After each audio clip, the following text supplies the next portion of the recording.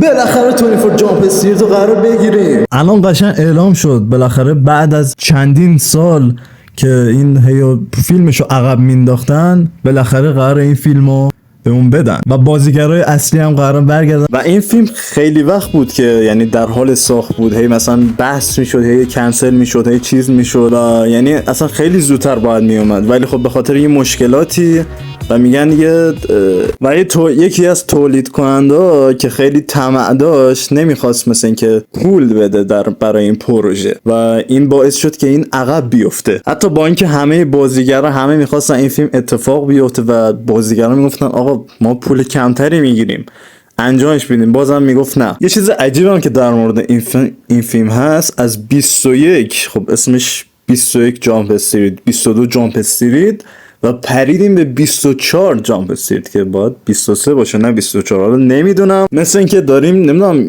یه فیلمو انگار میندازن اصلا حذفش میکنن، انگار مثلا اینکه چون یه شایعه قبلا اومده بود که اینا میرن توی کار دکتری و خیلی نزدیک بود که همین این دوتا رو توی مردان سیاه پوش ببینیم. یعنی قرار بود اینا یه دفعه با هم چیز بشن، یعنی توی دنیا یه دفعه به هم بخورن. اصلا یه چیز خیلی خفن بود قرار بود ببینیم. توی 2014 که سونی هک شده بود، ایمیل ها رو نگاه کردن و دیدن که مثل که واقعا دارن انجامش میدن، دارن این دوتا رو با هم توی دنیا میذارن، مردان سیاه پوش و این دوتا. میتونیم تصور کنیم اول فیلم اینا مثلا ذهنشون رو همون مردان سیاه پوش شاتشون مغزی میدن و فیلم شروع میشه. اگه اینطوری بشه چه خفن میشه.